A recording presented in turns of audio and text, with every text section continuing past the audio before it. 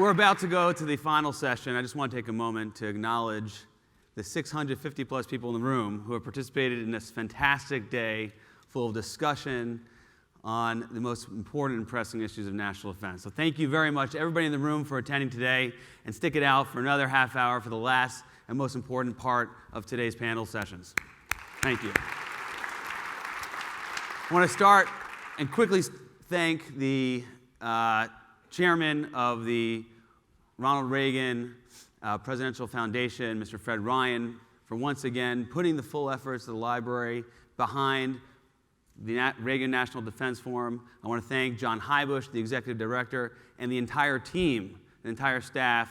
Everybody here knows that they run the most first-rate conference event that you can go to, Washington, California, any place else. So please, a round of applause for the Reagan Library staff.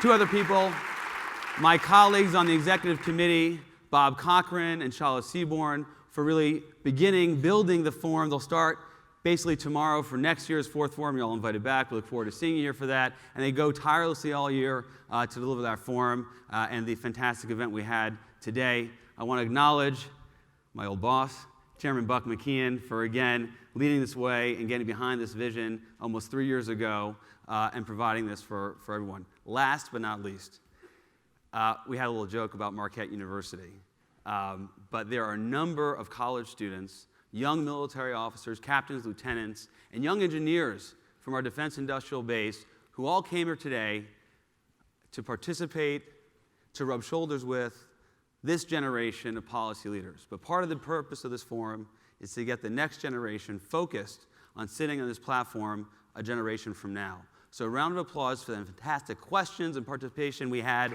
from the students, the captains, and the engineers.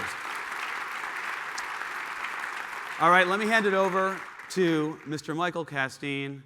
He was a National Security Council staffer during the Reagan administration, and he's a trustee of the Ronald Reagan Presidential Foundation to tell you about our last session of the day. Again, thank you everybody for participating.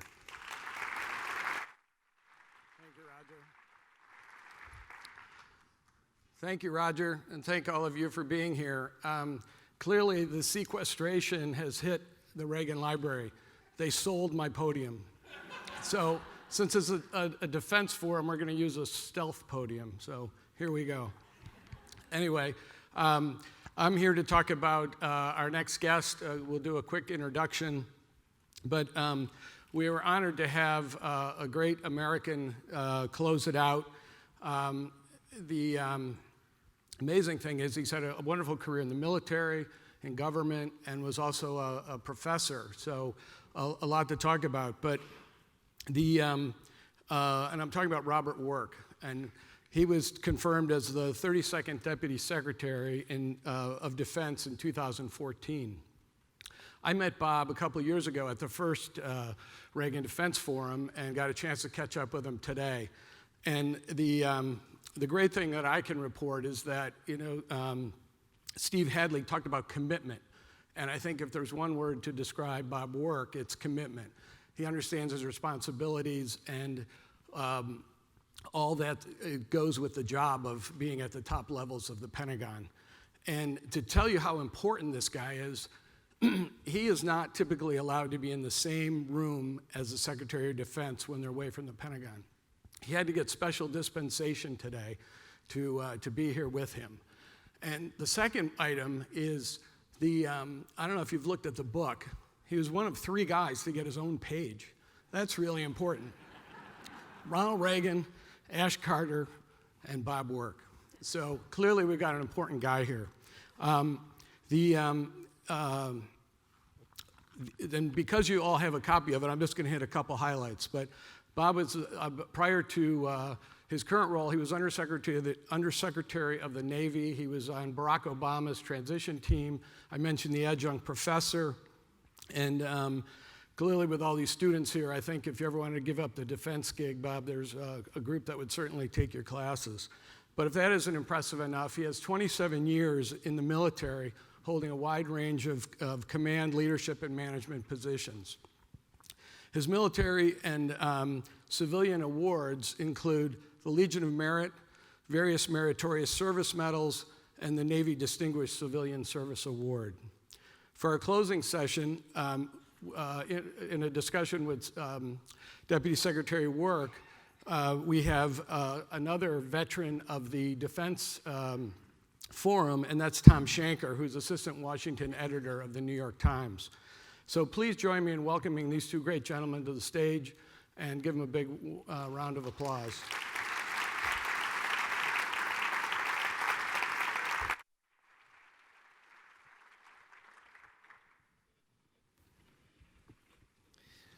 Thank you very much and welcome. Apropos of this being the valedictory formal conversation of this great forum, I've been a lifelong history of military strategy, and I've learned one of the most dangerous places a reporter can stand in the conflict zone is between a conference audience and cocktails. So this is going to be a breezy half-hour conversation, and then we move on to the lighter part of our evening. It was 1 year ago at this exact conference that the former Defense Secretary Chuck Hagel unveiled what the Pentagon called the third offset strategy, which is not a way to win a football game without deflating the game ball, but actually has become one of the major Pentagon initiatives in the intervening 12 months, even though it's been, now that I'm an editor, not a reporter, I can say it's been woefully underreported by the mainstream media. So I thought we would start first by those who weren't here last year or haven't been following it, Mr. Secretary. Give us a quick definition of the third offset strategy and why it's such an important line of operation for the Defense Department today. Well, as Secretary Carter likes to say, when he was a deputy secretary just two short years ago in 2013, he had to worry about three contingencies. He had to worry about a North Korean invasion of South Korea or an attack. He had to worry about potentially an attack with Iran because of our desire to keep them from having a nuclear weapon, and then also a Chinese invasion of Taiwan. Now, just 2 years later, he talks in terms of four contingencies and one condition. Adding Russia, as he talked to you about today, and the condition being a long-term global counterterrorism fight increasingly designed, against ISIL. Now, the reason he talked to you so much about Russia and China today is because they are great powers. This is totally different. Just 15 years ago, we did not have any great powers to worry about. Great power in the definition that John Mearsheimer says, and as the COO of a department, I subscribe to this definition completely because I focus on capabilities, not intentions. A great power is a state that can take on the dominant power, the United States, conventionally, as a nuclear deterrent force that can survive a first strike. Using that definition, we have two great powers. This is something totally different that we haven't had to deal with for the last 25 years. Whenever you are dealing with great powers, the first and most important thing is to keep us from having a war with them. It's all about deterrence. So what we do, offset strategies are focused on great powers and are focused on one thing and one thing alone. That is making sure that our conventional deterrent is as absolutely strong as possible to make sure the chance that we would go to war would be very, very low. And what the offset strategy does is the United States has never tried to match a great power tank for tank, ship for ship, airplane for airplane, or person for person. Generally, what we try to do is offset. And we've had two offsets before, one in the 1950s, where we would use tactical nuclear weapons to deter a conventional attack on Western Europe. And in the 1975s, when the Soviet Union gained strategic nuclear parity, we went after conventional weapons with near-zero miss, precision-guided weapons. The third offset, what we have been talking about, is it time to have a third offset? So here's what I want to leave with you. One, they're focused on conventional deterrence against great powers. Two, they're not just about technology. This is not about a revolution in military affairs. There's always a strong technological component, but it is strategy-based, technologically oriented, and you want operational and organizational constructs that give you an advantage and an offset against your adversaries who might outnumber you. It is focused on the operational level of war, or the campaign. That's what an offset strategy is, and the reason why we refer to this as the potential third offset is because we have had two before this. So it's been 12 months since Mr. Hagel unveiled this important initiative. He's passed the torch to you and Secretary Carter. So I'll ask you to grade your own homework. What have you done in the past 12 months? What do you have to show the American public in the third offset strategy? Well, the primary thing we've done in the last 12 months, Tom, is organize ourselves for combat, if you were, and to actually think about this problem. The last time we did this was in 1973, when we started what was called the Long Range Research and Development Planning Program. It took 18 months to complete. I would actually mark the beginning of the third offset thinking with Secretary Carter's establishment of the Strategic Capabilities Office when he was in AT&L and later as the deputy, which was focused on the advanced capabilities that we were seeing in the Western Pacific. Over this last time, the SCO, the Strategic Capabilities Office, it looks at what we call the first fit-up. What can we do with the things that we have in the force now, use them differently in a more innovative fashion to gain an advantage? The second fit-ups, the next 10 years, are really focused by what we call strategic portfolio reviews. And we look at things that we could be investing in right now that we would be able to bring capabilities in right away.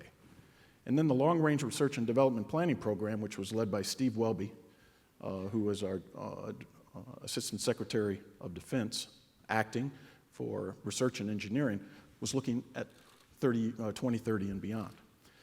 And what gives us a lot of confidence that we have a kind of understanding of where we want to go is that if you overlay the three efforts that were happening, about 70 to 75% of the time, they're saying exactly the same thing, which gives us a lot of confidence after almost 2 years of thinking about this, that we kind of have the right way to go. What Secretary Carter brought to this was he said, look, you heard this morning in the innovation about how fast the cycle time was, so we got to plug it more into the vibrant innovation inside the United States. So the DUIX was set up so that companies in the Valley, innovation engines, can come to that point and say, we have an idea we think that can help you solve these problems. And then Department of Defense organizations can go to that point of presence and say, we have a problem, we're wondering if there's anything out here who can help us. At the same time, we started an operation with InQtel, venture capitalists, and we do that. There's only 3 people who can say what we invest our money on.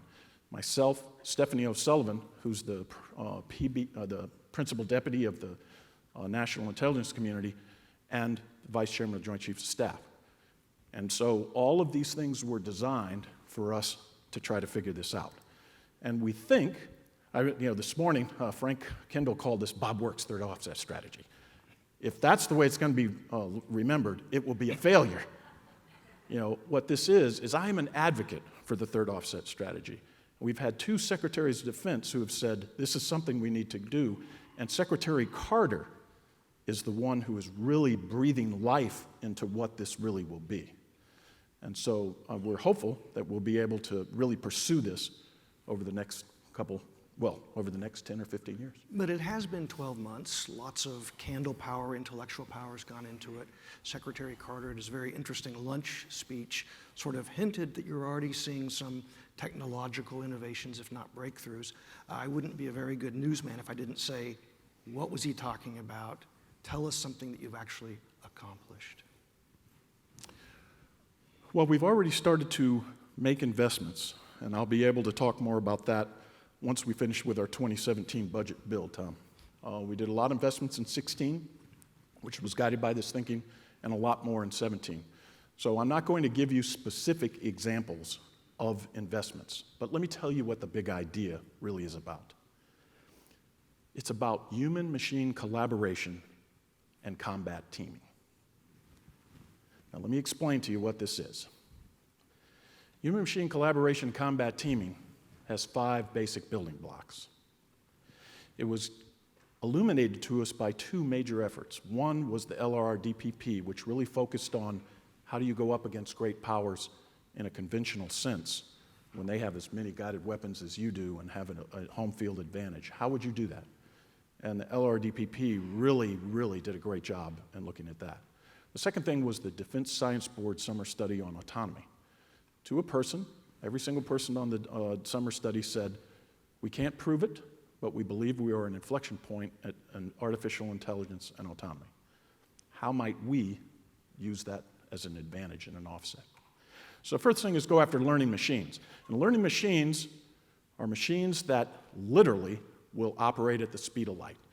So when you are operating against a cyber attack or an electronic warfare attack or attacks against your space architecture or missiles that are coming screaming in at you at Mach 6, you're going to have a learning machine that helps you solve that problem right away. Now, human-machine collaboration. In 1997, Garry Kasparov was beaten by a computer, Deep Blue. Everybody thought that was a big deal. Well, what was a bigger deal was in 2005. 2 amateur chess players using 3 PCs, personal computers, won a chess tournament, $20,000, against a field of supercomputers and grandmasters. The way we will go after human-machine collaboration is allowing the machine to help humans make better decisions faster. That is a big, big difference. There is an AI bias right now, generally in the community. But we think about adversaries. Automated systems use algorithms based on old data. This assumes we're up against a thinking adversary that is changing strategies all the time. And we will use machines to help our decision makers make better decisions. The best example I have for you right now is the F-35. The F-35 is not a fighter plane. It is a flying sensor computer that sucks in an enormous amount of data, correlates it, analyzes it, and displays it to the pilot on his helmet. And we believe, and we say it over and over, that this 5th-gen fighter, just because it can't outturn an F-16, or just because it can't go as fast, we are absolutely confident that F-35 will be a war winner. And it is because it is using the machine to make the human make better decisions. Then there's assisted human operations. I'm telling you right now, 10 years from now, if the first person through a breach isn't a frickin' robot, shame on us. Assisted human operations, wearable electronics, making sure that our warfighters have combat apps that help them in every single possible contingency. We can do this. Human-machine combat teaming, I don't think I have to explain that. That's using unmanned systems and manned systems, and I can give you many, many, many examples of what's happening. And the last ones are autonomous weapons. You take those 5 building blocks, you put them on a single network where everything is learning at the speed of learning. That is the reconnaissance strike complex of the 21st century. Do I think we will have an enduring 40-year advantage in that? No. As you heard this morning, this is all about temporal. It's a temporal advantage. But we believe that our greatest advantage is our people. And our greatest advantage is the vibrant technological community in the United States and the vibrant technological communities in our defense industrial base. We will ride that advantage. Secretary Carter is absolutely certain, based on his year in the Valley, that we can do this. So I will have more to say about this after we talk with our senior military leaders, and obviously Secretary Carter has to decide exactly how he wants to do this, but human-machine collaboration and combat teaming is the big idea, and we believe it will provide us with an extremely important advantage as we go on. Well, there's the headline from the conversation, of course. You mentioned the F-35 in development now, but even if you can't predict specifically, how many years do you think it will be before this new concept is actually in the field, from the individual soldier all the way up through the decision-making add-ons in the headquarters? It's going to take some time.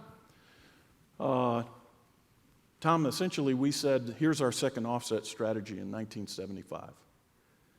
15 years later, in the Gulf War, there were more bass fishermen in the United States who had GPS receivers than people in the United States military. We only had a small portion of our force that was really configured to fire guided munitions. What this is a period of experimentation. What triggers a third offset is when the Army starts thinking, what does air-land battle 2 look like? when combined arms warfare in the 21st century is the trinity between kinetic, EW, electronic warfare, and cyber operations on the battlefield. What does that look like? Our advantage is, and this is an enduring advantage, the thing that I know is that if we force, for example, an adversary who's an authoritarian power to adopt the organizational and operational concepts that this will cause, it will cause changes in their military and ultimately in their society that will make it less likely that we will fight against each other. That's the value proposition of this. We know we have an advantage in people and innovation, and sure, there are going to be fast followers, but everybody thinks about fast. I think about followers. As long as we have fast followers trying to chase us, I think we're in pretty good shape. Mm-hmm. I heard you speak in January at a similar conference hosted by Michelle Flournoy, who's here in the audience, and one of the things you said, Mr. Secretary, beyond the policy and operational things you said, and I quote you, "We have to embrace, not shy away from criticism." That's a very brave thing for a senior leader to say in public, but I do have a couple of those criticisms of the offset strategy by people who are very knowledgeable. I wanted to give you a chance to deal with them, rebut them, or embrace them as the case may be. You know, when Secretary Rumsfeld was in before 9/11, he used similar language about not wanting to build the military against specific threats, as in actors. It was all about capabilities. Well, 9/11 came along, and suddenly we had as many threat actors as we could. One of the criticisms of the third offset is that likewise, it's ideas and concepts, but not tied to real world threats.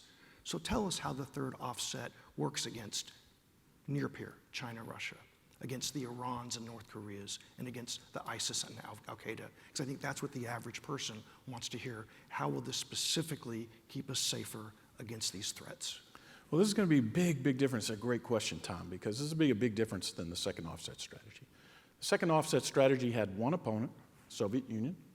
It was focused on high-end conventional warfare, and it assumed everything else was a lesser included case. This third offset really, although it is focused on great power, trying to deter great power wars, it's really focused on the advanced capabilities that Russia and China can bring to bear. The whole purpose is to convince them never to try to cross swords with us conventionally. But I can go through right now, one of the best examples of human-machine collaboration and combat teaming is the global counterterrorism network that we have set up using unmanned systems, computers, soft operators who really know their business, exploiting stuff from SSE, big data analytics. That's what Palantir is doing right now. Palantir is saying, hey, don't go after automated solutions. Go after big data analytics, crunch the data and show it in a visual way to a decision maker in the way that decision maker can think. In other words, you can actually change the visualization based on the human decision maker. And I'm telling you right now that if we were able to do this, we would be able to take, for example, the 90,000 Instagram posts or posts that ISIL does each day and crunch that data and say, okay, this is how we might be able to go after this narrative, and this is how we would do it. So in this case, although it is designed to give us an edge in high-end conventional warfare against near peers, it is totally applicable, I would argue, across the full range of military operations. Mm-hmm. And that's what's going to make this one very different. Right. Another criticism, or at least a challenge for you, is that for decades, the Defense Department and American industry were marching forward arm in arm. It was a marriage of mutual convenience. It's not a secret to say that in recent years, especially with Silicon Valley in the post-Snowden era, where there are great concerns about privacy, that much of the important technology that you might need in the incubator environment where all the best work is being done, I'm not going to say that you're divorced from them, but it's a dysfunctional marriage at best. So what is your prescription for marriage counseling with this important part of the industry that is absolutely essential to the third offset success, but right now that part of industry is really not in love with you? Nothing personal. It's something that Secretary Carter thinks about all the time. He talks about the the Department of Defense having kind of built these impenetrable barriers over our whole operation over the last course of year. And he constantly talks about tunneling through those so that a free flow of ideas coming in and out are possible. He realizes that the vibrancy in the valley is a national asset that if we don't tap into, we're going to fail. We will fail in this endeavor, which is why he set up the Defense Innovation Unit Experimental, why he approved a pilot with InQtel, why Steve Welby is working with 75 laboratories, 10 FFRDCs, 13 university-affiliated research centers. Right now, 319 multi-university research centers. We have to grab that, and we have to do better. And let me say something here, because I know there's some members of Congress here. In 1973, the way we did this is we took the smartest guys from industry, and they came in and ran the boards for the LLR-DPP, the Long Range Research and Development Planning Program. I couldn't do that today because of the FACA rules. First, it would take me 19 months to get the person approved, and then I would have to have an open meeting. Well, we don't want to have this meeting open. We don't want our adversaries knowing the way we're thinking. And so what I would say is we can do this together. We got to work with Congress, and I'm telling you that the Secretary has a lot of ideas on this. And him being out in the Valley for that year really kind of crystallizes his ideas and are helping us try to figure this out. I had a breakfast meeting this morning with Congressman Forbes. I've spoken to Chairman Thornberry. We can do this together.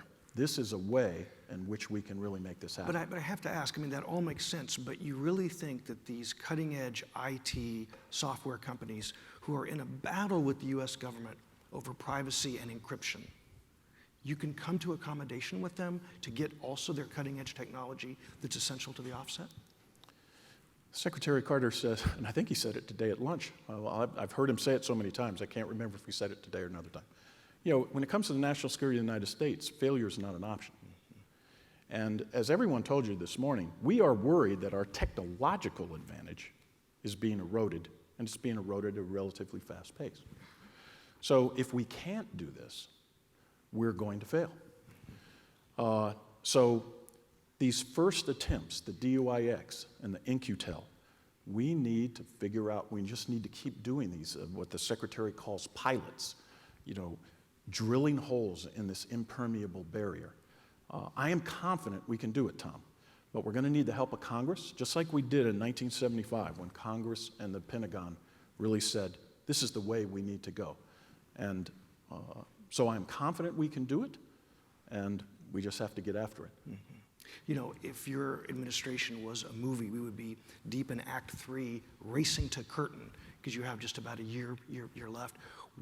How do you prioritize whether it's procurement or investment in the few remaining months you have left, and also make it stick regardless of who is the next occupant of the outer ring of the third deck at the Pentagon?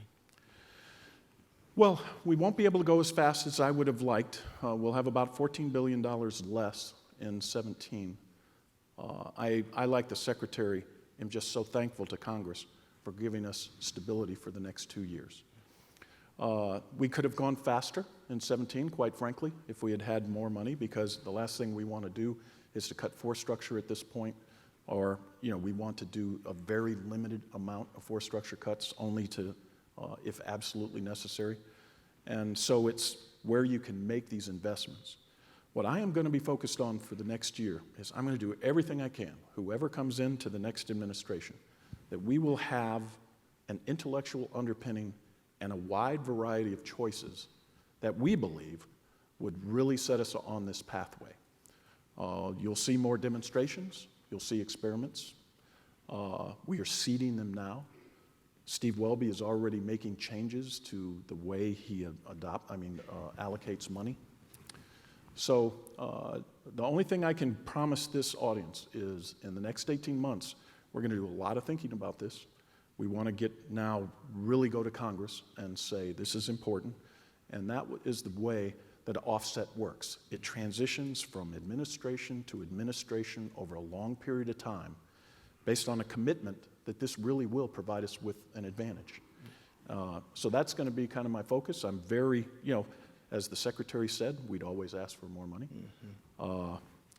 But wow, we can make some very serious moves.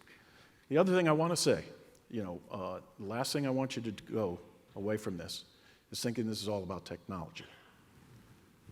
The number one advantage we have is the people in uniform in our civilian workforce, in our defense industrial base, and the contractors who support us. That is what we consider to be our key competitive advantage, which is why one of the 4 things that Secretary Carter talks about in his Force of the Future is maintaining that edge and competitiveness in human talent.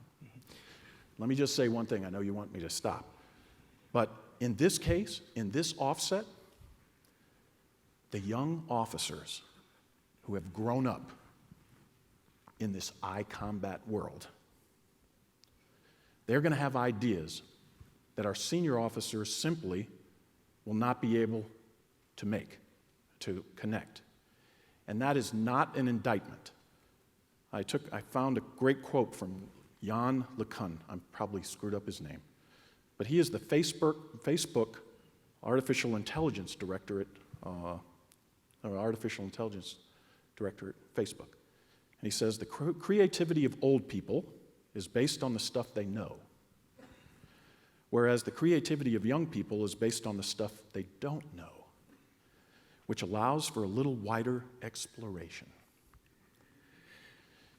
So what will happen is our senior military officers who know combat at the campaign level, something our junior officers don't know, they will be able to make the leap in the operational concepts and organizational constructs. But if we can tap in to the captains and the majors and the lieutenants who have grown up in this world, and we can manage that creativity together, we will kick ass. Oh God, I mean, it just makes me... That's a military term of art. Bob works third offset here, and on the back it says kick ass.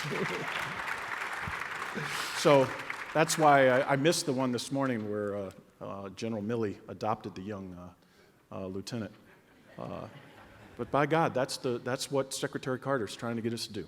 We're trying to do this whole thing together and tap into that incredible ideas at that level who can help us make human-machine collaboration and combat teaming something really hot.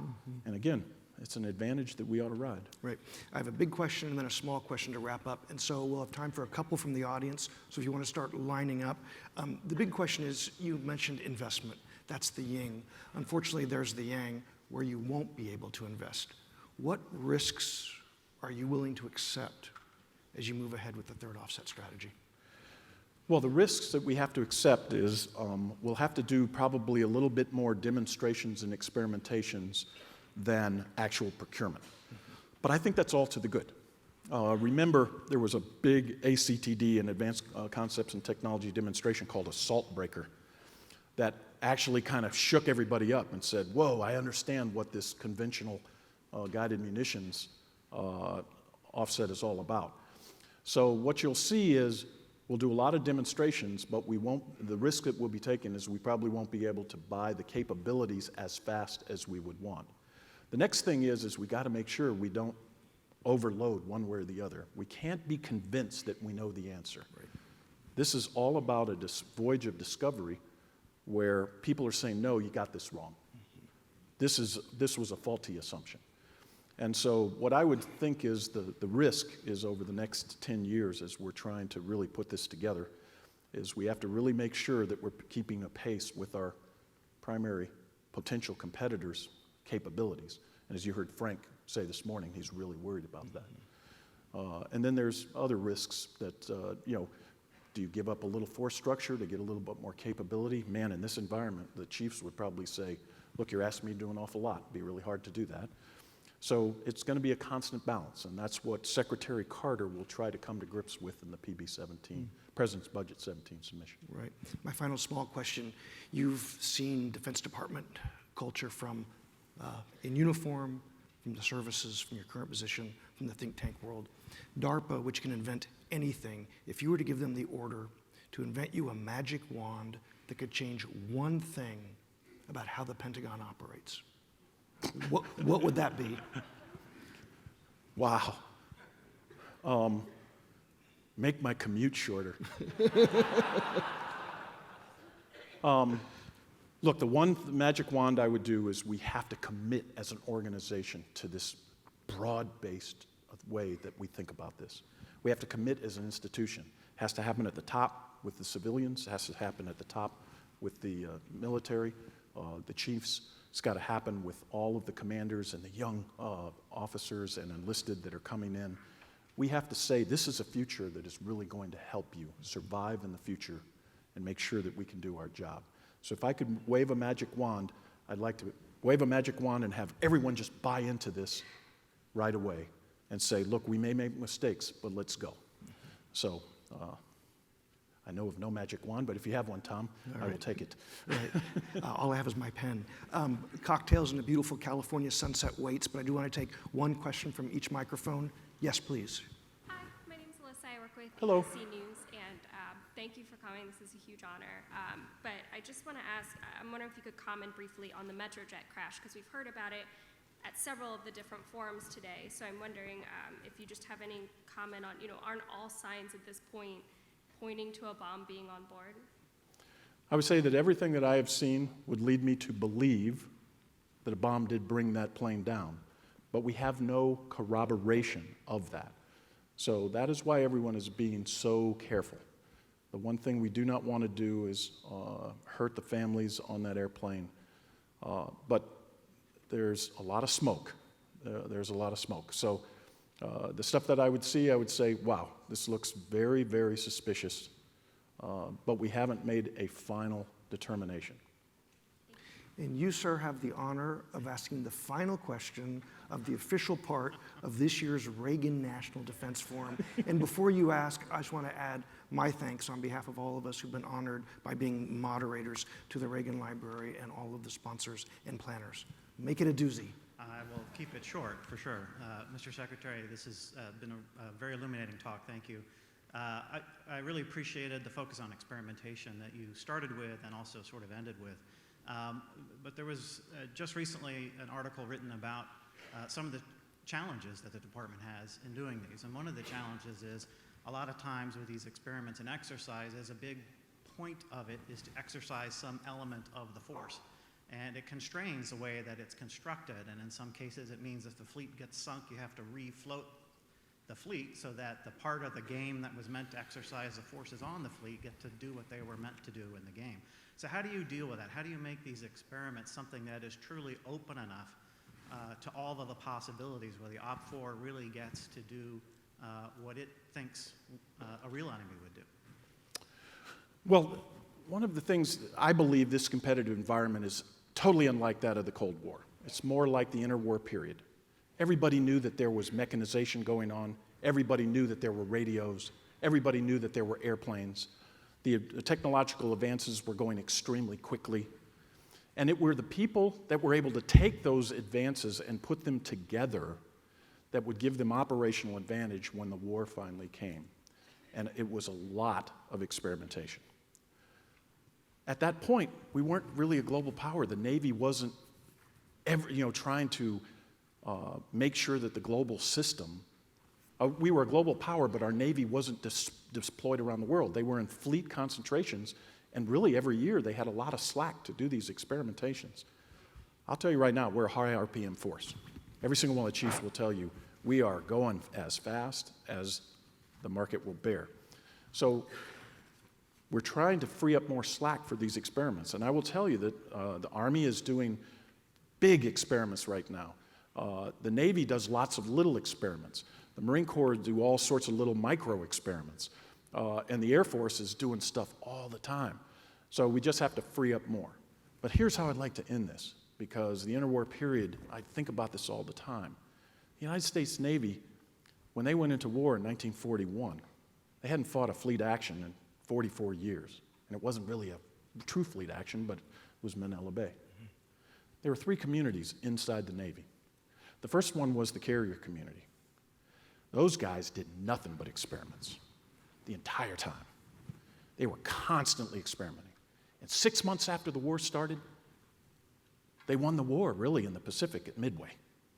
And you ask yourself, how in the hell did that happen? These guys hadn't had a fleet engagement in 44 years. But they were ready, and it was because of these experiments and exercises. The submarine force, they opted out. Everybody said, we will never do unrestricted submarine warfare. The submarine force never asked the question, well, what happens if that changes? So on the day after Pearl Harbor, when we went into unrestricted submarine warfare, we had a fleet boat that was good, a crappy torpedo, and really crappy commanders. Not crappy because they were bad leaders. They had been trained as scouts and not as an aggressive arm of the fleet. And it took us 2 years to get that fixed. And then you look at the surface warfare community, and it was a failure imagination. The Japanese had a longer range torpedo, and they liked to fight at night. And we weren't as good as them. In this environment, we have to be experimenting across the board. Because everyone, all of our adversaries are going to be picking all of these different things, and they're going to be using them in ways that are ripe for technological surprise. So we've got to do this, we've got to commit, we've got to go, and I got to tell you, Secretary Carter is absolutely just focused on this. As he says, only in Washington, D.C. is 18 months considered a short period of time. We have a lot of time to work this. I want to thank everybody here. I want to thank Roger for inviting me. I want to thank the Reagan Library. This is just an unbelievable forum, a bipartisan, in fact, nonpartisan forum. Maybe sometimes a little partisan, but it is conversations like this, working together, that will allow the United States to achieve an offset against our potential adversaries and make sure we never go to war.